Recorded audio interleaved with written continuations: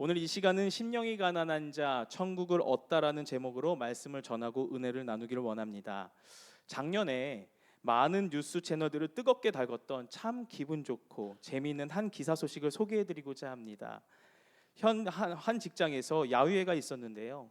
이 직장에 다니는 한 직원이 4명의 자녀가 있다 보니까 다 데리고 갈 수 없는 상황인 거예요. 그래서 아이들 중에 오빠만 데려가려고 계획하는 걸 안 11살짜리 딸은요, 하늘이 무너지는 심정이었나 봐요. 그래서 아빠가 주무실 때 몰래 아빠 핸드폰을 딱 열고 회사 사장님과 전무님 연락처를 외워가지고 전무님께 직접 전화를 한 거예요. 이 대화를 영상으로 잠깐 만나보겠습니다. 예, 입니다. 안녕하세요. 어디세요?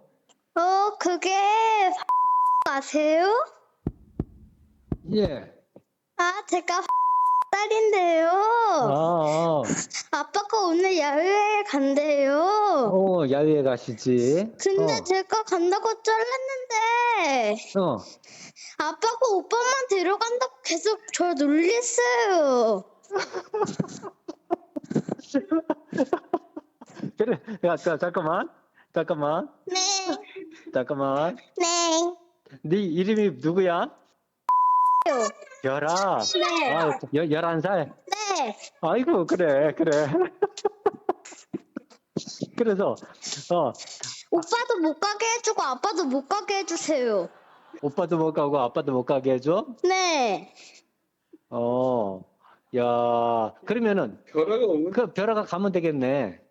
그래요?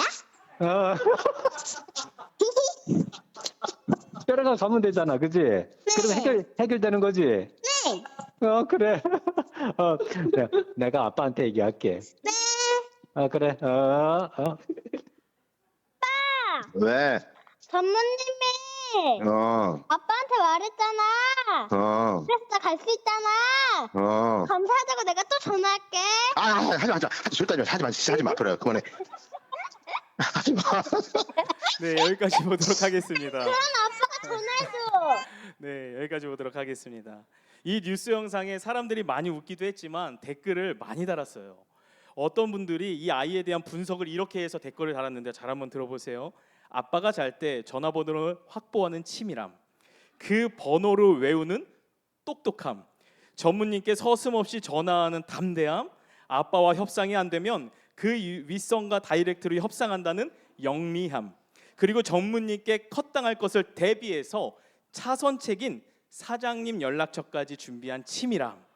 그러면서 이 아이를 향해 뭐라고 얘기했냐면, 이 아이는 큰 인물이 될 걸소 이렇게 해서 댓글이 되어 있더라고요.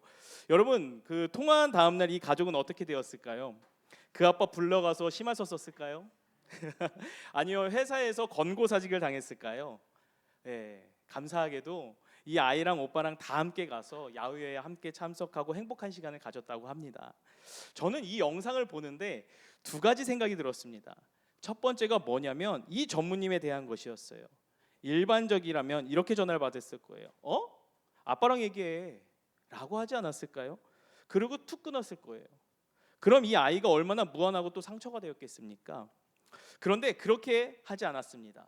이 전무님은요, 그러면 별아도 같이 오면 되지, 이 한마디가 이 가족에게 이렇게 좋은 추억과 선물한 거 아닌가 생각이 들며, 이 전무님 참 좋은 어른이다, 참 어른다운 대처를 하셨다. 그리고 지금 이 자리에 예배하는 우리도 우리 교회 다음 세대들에게 이런 어른들이 되셨으면 좋겠다라는 저는 생각을 해보았습니다. 그러면서 저는 전무님과 더불어서 이 별아라 하는 아이에게 조금 더 집중해 보았는데요. 자기도 야외를 가고 싶어요. 근데 아빠가 오빠만 데리고 간대요. 어떻게 보면 속상할 수 있는 이 상황에 세상 모든 아이들이 똑같은 반응을 보이지는 않았을 겁니다. 그렇지 않았을까요? 어떤 아이는 막 울고 짜증을 내며 찡얼거리고 떼쓰면서 엄마 아빠한테 불평불만하는 아이가 있을 테고, 또 어떤 아이는 삐져서 문을 쾅 닫고 자기 방에 들어가 있는 아이도 있을 겁니다. 근데 오늘 영상 속 별아는 적극적으로 유쾌하게 풀어가는 모습을 보더라고요. 그러면서 저는 이 방금 소개드린 이 사연이 한 책이랑 연결이 되었습니다. 이 시대에 가장 존경받는 정신과 전문이라고 하는 이 하버드 조지 베일런트가 쓴 행복의 조건이라는 책에서 행복한 인생을 살아가는 필요한 조건 일곱 가지를 제시해주고 있습니다. 한번 들어보세요. 첫 번째가 알코올 중독 경험이 없음, 두 번째 흡연량이 많지 않음, 세 번째 안정적인 결혼 생활, 네 번째가 규칙적인 운동, 다섯 번째가 알맞은 체중, 여섯 번째가 교육과 훈련, 마지막 일곱 번째가 성숙한 방어 기제였습니다. 저는 모든 내용도 동의하고 공감하지만 특별히 마지막 이 성숙한 방어 기제라는 이 말에 너무 공감했어요. 성숙한 방어 기제란 말은 누구에게나 찾아오는 이 어려움 앞에 이 어려움을 대처하는 자세가 성숙하다라는 것을 의미합니다. 고통에 대해 반응하는 그 성숙한 태도가 행복한 인생을 살아가는 데 굉장히 중요하다라는 거예요.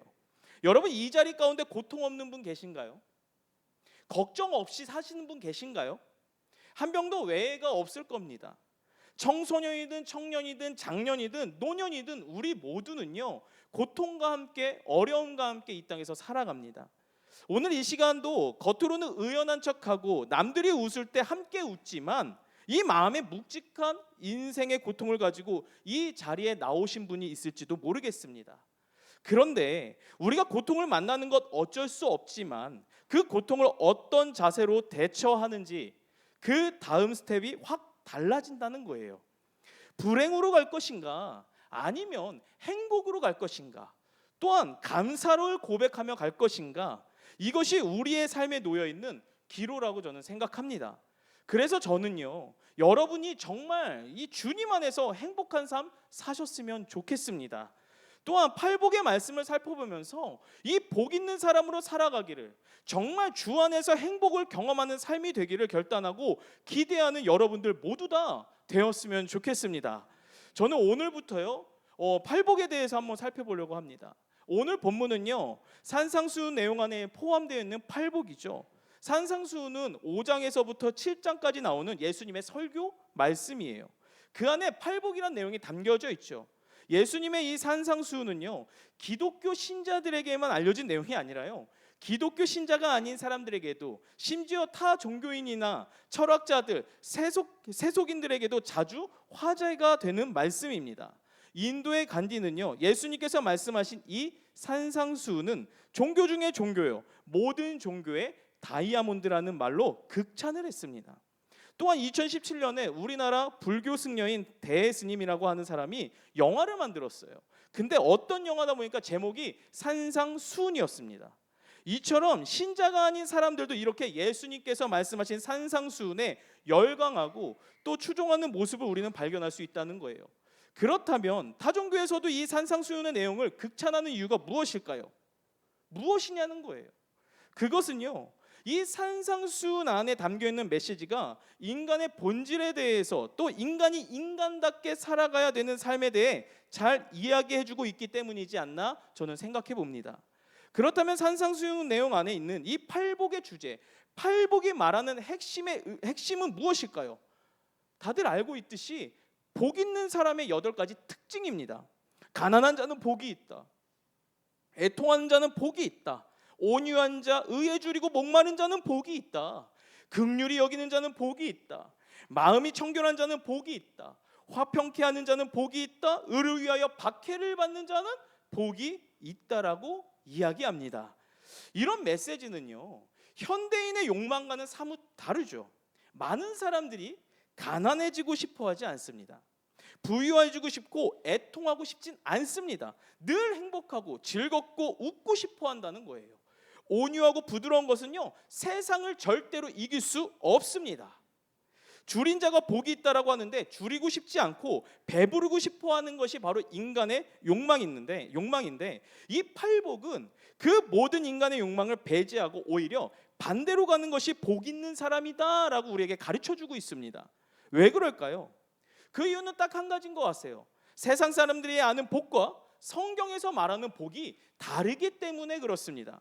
특별히 팔복 설교를 하나하나 살펴볼 텐데, 하나님께서 우리에게 주시고자 하고 준비한 하나님의 복이 무엇인지를 바르게 알고 깨닫는 시간이 되었으면 좋겠어요. 오늘은 팔복 첫 번째, 심령이 가난한 자에 대한 내용이죠. 우리 3절 말씀 다 같이 한번 읽겠습니다. 3절 시작. 심령이 가난한 자는 복이 있나니. 이 말씀은요, 팔복 전체를 관통하고 있는 내용이고 팔복 전체를 해석할 수 있는 키가 되는 내용입니다. 왜냐하면 심령이 가난한 자가 어디에 들어간다고 말하고 있습니까? 천국에 들어간다는 말이에요. 이거를 좀 더 쉽게 말씀하면 천국을 소유할 수 있음을, 천국이 그들의 것임을 말해주고 있기 때문에 그렇습니다.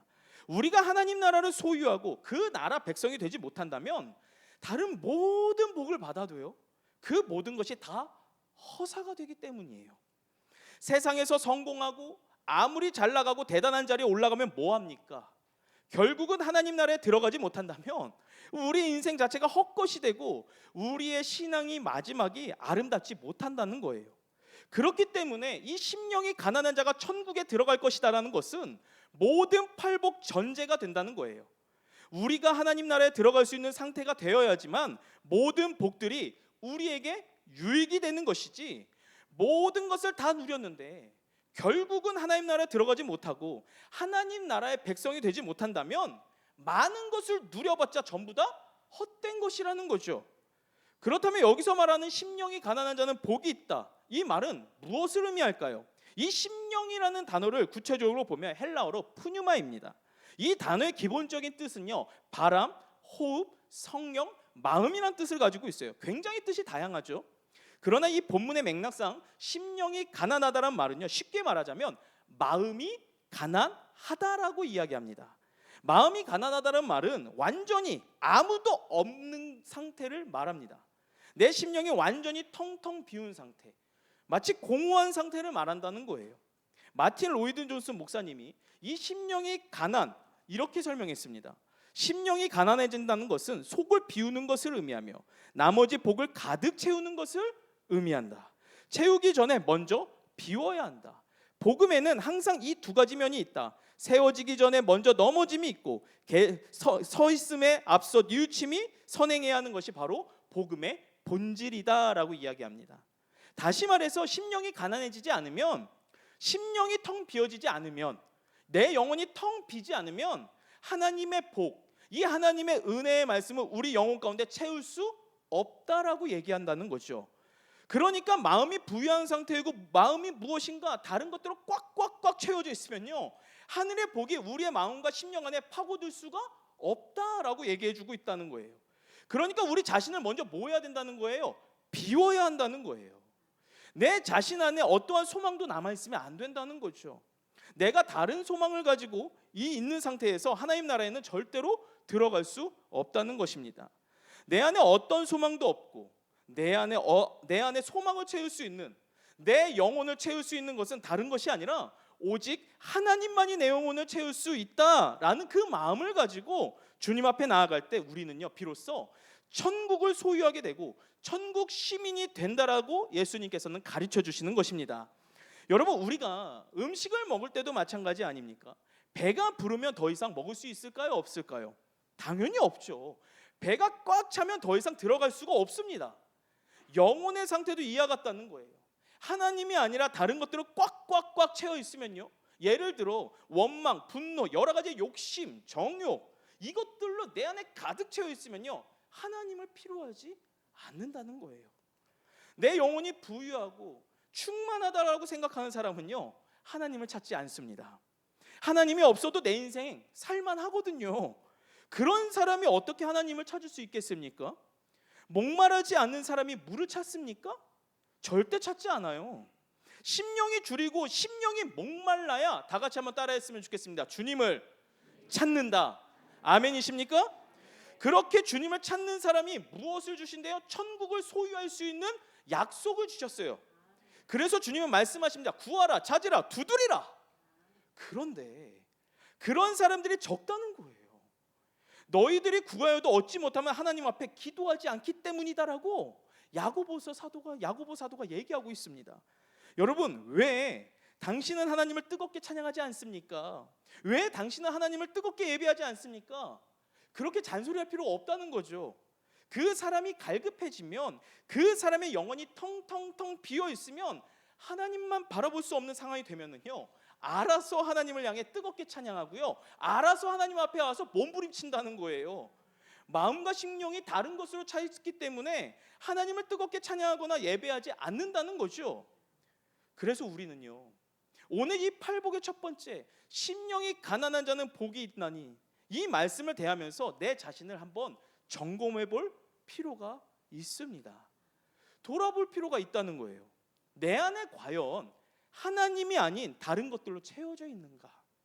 육체의 정욕, 안목의 정욕, 이생의 자랑, 이런 것들로 가득 채워 있는지를 한번 살펴볼 필요가 있습니다. 만약에 하나님이 아닌 다른 것들로 채워져 있다면 우리는 어떻게 해야 될까요? 우리의 영혼을 비워야겠죠. 비워야 채울 수 있다는 거예요. 근데 문제는요, 이 영혼을 비우는 게 쉽지 않다는 거예요. 뭐 어디 가서 참선을 하고 어디 가서 묵도를 하면서 어떻게 하면 내 영혼을 비울 수 있다? 이거 결코 아니라는 거죠. 만약 내 노력으로 내 영혼을 비울 수, 내 영혼에 있는 그 더러움을 비울 수 있다면 그렇게라도 해야 됩니다. 하지만 이것은 내 노력으로 되는 것이 결코 아니다는 거예요. 우리의 영혼을 비울 수 있는 방법, 우리의 영혼이 깨끗해질 수 있는 방법, 우리의 심령이 가난해질 수 있는 유일한 방법은 우리가 죄인임을 깨달았을 때 가능하다는 사실을 반드시 믿으시길 바랍니다. 나에게 아무런 소망도 없고 내 안에 아무런 희망도 없다라는 것을 깨닫고 나를 구원해 주실 분이 오직 예수 그리스도, 나의 유일한 소망은 오직 예수 그리스도밖에 없다는 그것을 깨달은 사람만이 비로소 자신을, 자기의 더러운 것들로 채워진 것들을 비로소 비울 수 있다는 거예요. 내 안에 선한 것이 하나도 없음을 주님 앞에 날마다 고백하며 하나님 앞에 나아가는 자, 그 사람이야말로 심령이 가난한 사람이고 자기 자신을 비워진 사람이라는 거죠. 여러분, 어떻게 자기 자신을 죄인임을 깨달을 수 있을까요? 어떻게 나에게 아무 소망이 없다는 것을 알 수 있냐는 거예요. 그 방법은요, 딱 하나밖에 없다고 생각합니다. 하나님을 만나고 십자가를 경험할 때 가능하다는 사실을 믿으시길 바랍니다. 하나님을 만날 때만이 내 자신의 모습을 직시할 수 있다는 거예요. 우리 자신이 얼마나 비천한 존재인지 알게 되고요, 얼마나 소망 없는 존재인지를 하나님을 만나게 되면 다 알게 된다는 거예요. 백날 설명해줘도 몰라요. 당신이 죄인입니다 라고 해보십시오. 안 믿는 사람들한테 가서 당신은 죄인이에요, 우리 다음 주 전도 가잖아요, 전도 지면서 당신은 죄인이라니까요 하면은 사람들이 기분 좋아할 사람이 누가 있겠습니까? 아무도 없을걸요? 그 티슈도 받지 않는다는 거예요. 그러나 누구나 하나님을 만나게 되면, 아멘이십니까? 하나님을 만나게 되면 하나님 앞에서 자기가 죄인임을 깨닫게 된다. 마치 아이가 태어났을 때 숨 쉬는 법을 가르쳐주지 않아도요, 숨을 쉬듯이, 젖 먹는 방법을 가르쳐주지 않아도 젖을 찾듯이 우리가 하나님을 만나게 되면요, 우리가 하나님 앞에 얼마나 소망 없는 존재인지를 알게 되고 깨닫게 된다는 거예요. 그래서 하나님을 만나는 그 믿음의 선지자들, 수많은 사람들은요 다 이렇게 고백합니다. 로마서 7장 18절 말씀, 로마서 7장 18절 우리 함께 읽겠습니다. 내 속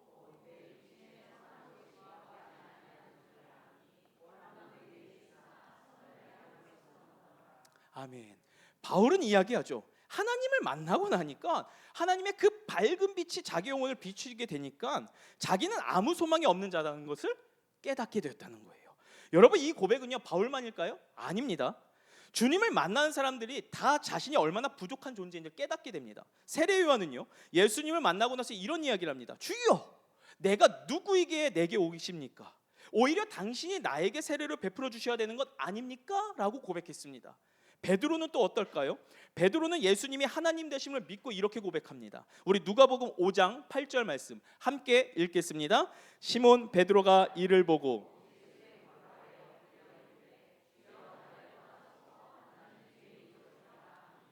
베드로는요, 예수님과 함께 있기에는 너무나도 본인이 더럽고 부정한 존재라는 걸 깨닫게 되었다는 거예요.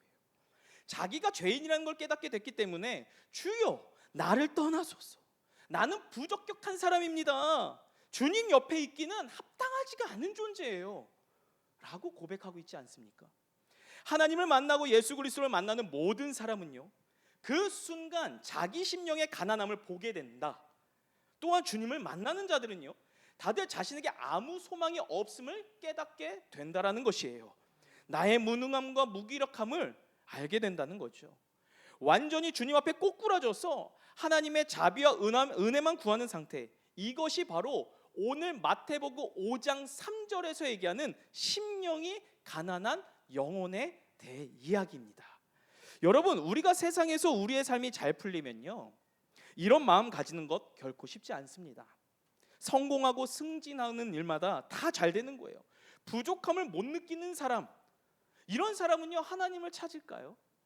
저는 한편으로 모든 것을 다 누리고 있을 때가 제일 조심해야 될 때라고 생각합니다. 왜냐하면 하나님 없이도 충분히 살 수 있기 때문에 그렇죠. 그러나 우리 인생에 고난이 찾아오면요, 이야기가 달라집니다. 우리 인생의 어려움과 내가 감당할 수 없는 수준 이상의 어려움이 찾아오면 누구나 마음이 확 낮아지게 된다는 거예요. 가난해진다는 거죠.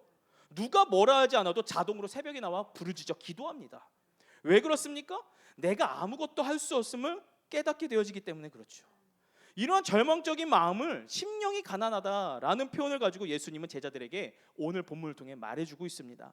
마음이 텅 비우고 구멍이 뚫린 것 같은, 그래서 아무 소망 없는 그러한 고난은 우리를 기도의 자리로 이끄는 것 같아요.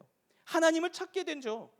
하나님을 향해 자기의 목소리로 높이 울며 씨름한다는 거죠. 여러분, 이렇게 설명하면요, 하나님이 우리를 자기 자신에게 이끌기 위해서 고난을 주신다는 이야기입니까? 라고 묻는 분이 계실 수 있습니다. 근데 저는 그런 이야기를 드리는 게 결코 아니에요. 하지만 고난이 찾아오거나 어려움이 찾아오지 않으면요, 우리는 가난한 심령이 되기가 참 어려운 것 같습니다. 고난이 찾아오지 않으면 우리는 하나님 앞에서 가난한 심령이 되기가 쉽지 않다는 거예요. 고난이 찾아오게 되면 그 고난이 하나님이 일부러 우리에게 허락하신 것은 아닐지라도 그 고난을 통해서 하나님을 찾게 되고 하나님 앞에 우리가 얼마나 무능력한 존재인지를 깨닫게 될 뿐 아니라 내 힘으로 할 수 없는 인간의 나약함과 한계를 부지게 되어 하나님만 찾게 되어 있을 거라고 저는 믿습니다. 신약에서 예수님은요, 심령이 가난한 자다라고 표현했지만 구약에서 이것을 상한 마음이다라고도 이야기합니다. 시편 51편 17절 말씀 다 같이 읽겠습니다. 하나님께서 구하시는 제사는 하나님이여 상하고 통회하는 마음을 주께서 멸시하지 아니하시. 상하고 통회하라는 말, 아무 소망이 없고 목이 말라 타는 듯한 마치 영적인 갈증을 느끼면서 주님께만 도움을 구하는 그 마음, 그 마음을 가지고 주님 앞에 나아가면 우리의 기도가 달라집니다. 찬양의 목소리가 달라져요. 예배의 자세가 달라진다는 거예요. 크게 기도하지 마세요, 좀 조용히 기도하세요 라고 해도요, 부르짖어 하나님을 찾을 수밖에 없다는 거예요. 만약에 우리의 지금 드려지는 예배가 간절함이 없다면, 만약에 우리의 예배에 목마름이 없다면 그것은 우리가 다른 걸로 우리의 영혼이 채워져 있음을 확인할 수 있을 것 같아요. 우리의 영혼이 비워져야 합니다. 왜냐하면 영혼이 가난하지 않으면 천국을 소유할 수 없기 때문이에요. 천국 백성들은요, 하나님께 두 손 두 팔 다 든 자입니다. 하나님 없이는 아무것도 아님을 인정하는 사람이라는 거예요. 그렇기 때문에 그들에게는요, 어떠한 교만함도 찾아볼 수 없습니다. 또한 어떠한 욕심도 찾아볼 수 없다는 거예요. 그저 하늘을 바라보며 하나님의 은혜와 긍휼이 나에게 임하기만을 간절히 구하게 되어 있다는 것이죠. 그렇다면 우리가 지금 이 자리에서 해야 될 것이 무엇일까요? 심령이 가난한 자가 되기 위해 우리는요, 한번 다 같이 따라해 봤으면 좋겠습니다. 하나님을 바라보는 자. 아멘이십니까? 하나님을 바라보는 것밖에 없다는 거예요. 하나님을 묵상하라는 거예요. 예수 그리스도의 십자가를 바라보라는 거예요. 왜 그렇습니까? 주님 안에서만 우리의 소망이 주님 안에서만 우리의 소망 없음을 깨달을 수 있고요, 주님 안에서만 하나님의 소망이 있음을 알기 때문에 저는 그렇다고 믿습니다. 성도 여러분, 예수 그리스도의 십자가를 묵상하시길 바랍니다. 주님이 우리를 얼마나 사랑하시고 우리를 어떠한 대가를 치러서 구원하셨는지를 깊이 묵상하시길 바랍니다. 그 십자가에 달리신 예수 그리스도의 피값이 아니면 우리는요, 우리의 죄를 전혀 씻을 수가 없어요. 그러나 예수 그리스도께서 우리의 모든 죄를 다 짊어지시고 십자가의 죽으심으로 말미암아 우리는 구원받을 수 있게 되었다는 거예요. 그래서 우리가 십자가를 묵상하면 묵상할수록요, 우리는 주님 앞에 구원을 위해서 우리가 해야 될 것은 아무것도 없음을 깨닫게 되어져요. 또한 내가 대단한 것을 할 수 있는 사람이 아니구나, 나에게는 아무 능력이 없구나, 나는 무능력한 존재이구나라는 것을 깨닫게 되어진다는 거예요. 여러분, 우리의 삶은 생각보다 불가능한 것이 굉장히 많습니다. 그런데 우리는 다 그것을 해낼 수 있는 것처럼 살아가고 있죠. 우리의 삶이 우리 뜻대로 되지 않다는 것을 인정하시길 바랍니다. 오로지 주님에게만 소망이 있다는 것을 고백하시길 바랍니다. 그렇게 진정으로 우리의 심령이 가난해질 때 우리에게 천국 시민이 되는 약속을 주님께서 오늘 본문을 통해 알려주고 계시죠. 우리 다시 한번 3절 말씀 함께 읽겠습니다. 오늘 본문 3절 말씀 읽겠습니다. 심령이 가난한 자는 복이 있나니, 여기서 천국이 그들의 것이 될 것이다라는 것은 미래형을 말하는 것이 아니에요. 현재형을 말한다는 거예요. 이미 천국을 소유하고 있다라고 얘기하는 거예요. 다르게 말하자면 그들은, 심령이 가난한 자는 이미 하나님 나라를 경험하고 살아가고 있다라고 얘기하는 것입니다. 누가 하나님 나라를 소유할 수 있습니까? 심령이 가난한 자. 목마른 삿은 시냇물 찾기에 갈급한같이 주님을 찾는 자를 통해 내가 거하는 곳에서 하나님 나라를 경험할 수 있고 살아갈 수 있음을 예수님께서 약속하신 말씀입니다. 사랑하는 성도 여러분, 오늘 이 예배를 통해 하나님을 경험하게 해주십시오. 오늘 이 예배를 통해 주님을 경험하고 느끼고, 예배하지 않고는 내가 견딜 수 없습니다. 내가 살 수 없습니다. 우리가 그런 절박함을 가지고 주님 앞에 나아갈 때 우리의 인생이 달라질 줄 저는 믿습니다. 왜냐하면 그런 자들을 통해 하나님께서 하나님 나라를 허락하여 주실 것을 믿기 때문이라는 거죠. 바라기는요, 예수님의 오늘 이 말씀이 우리들의 삶 속에서 받아 누리는 은혜가 있기를 주님의 이름으로 축복드립니다. 말씀을 맺겠습니다. 오늘 3절 말씀을 원어로 보면 이렇게 해석할 수 있습니다. 잘 들어보세요. 복 있는 사람들은 심령이 가난한 자들입니다. 그들은 천국을 소유하고 있습니다 라고 번역은 이렇게 정확하게 얘기해 주고 있습니다. 여기서 말하는 복 있는 사람이라는 이 표현, 구약의 한 말씀이 떠오르지 않습니까? 시편 1편 말씀이죠. 참고로 시편 1편 말씀과 이 마태복음 5장 말씀에 말하는 팔복은 구조가 똑같습니다. 한번 볼까요? 시편 1편 1절에서 2절, 1절은 제가, 2절은 여러분들이 읽겠습니다. 복 있는 사람은 악인들의 꾀를 따르지 아니하며 죄인들의 길에 서지 아니하며 오만한 자들의 자리에 앉지 아니하고,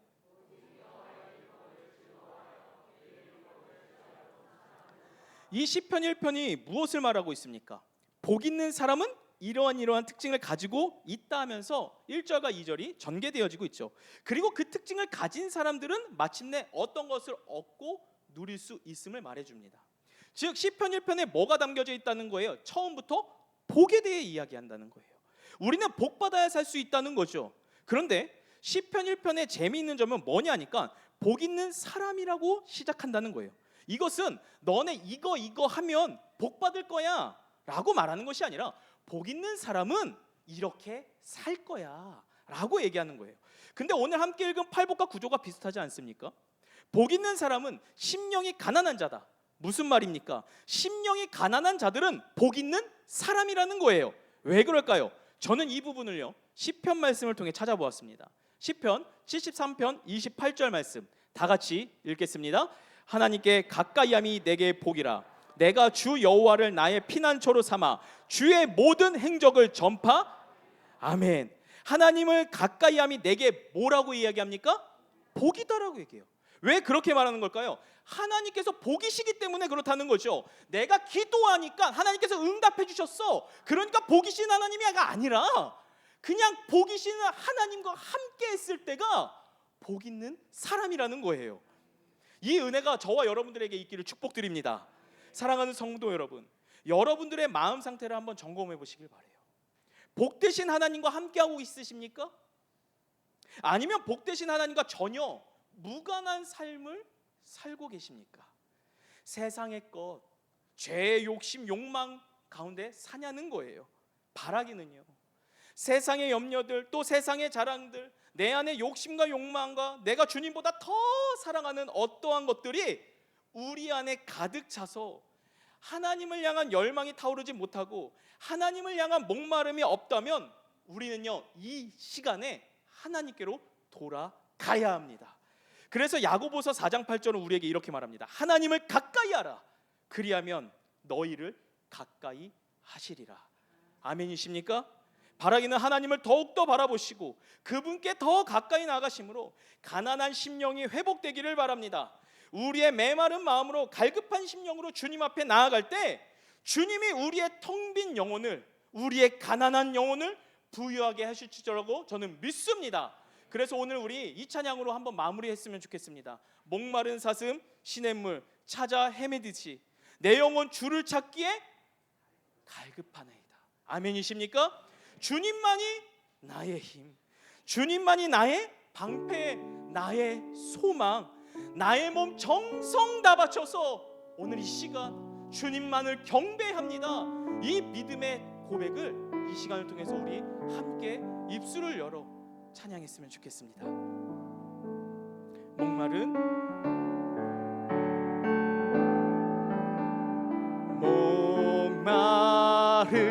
사슴 시내 물을 찾아 헤매이듯이 내 영혼 주를 찾기에 내 영혼 주를 찾기에 갈급하 2절 같이 한 번 더 고백합시다. 금보다 귀한 나의 주님, 금보다 귀한 나의 주님, 내게 만족 주신 주, 당신만이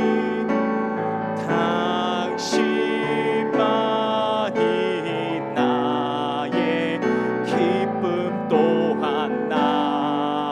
우리 믿음으로 우리 다 같이 두 손 높이 들고 그 주님을 경배합니다. 주님만이 나의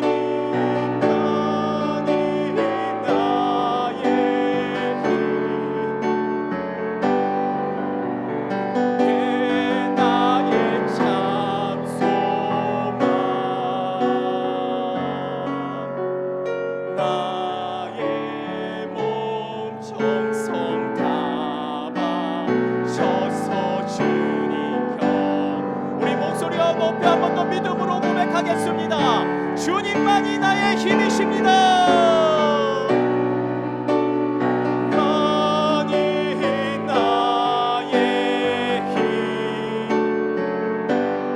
방패 나의 참 소망,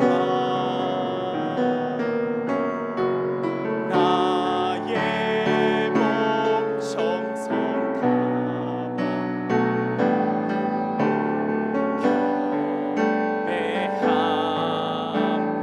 다 이 찬양의 고백이 여러분들의 일상의 삶 가운데 일어날 거라고 저는 믿습니다.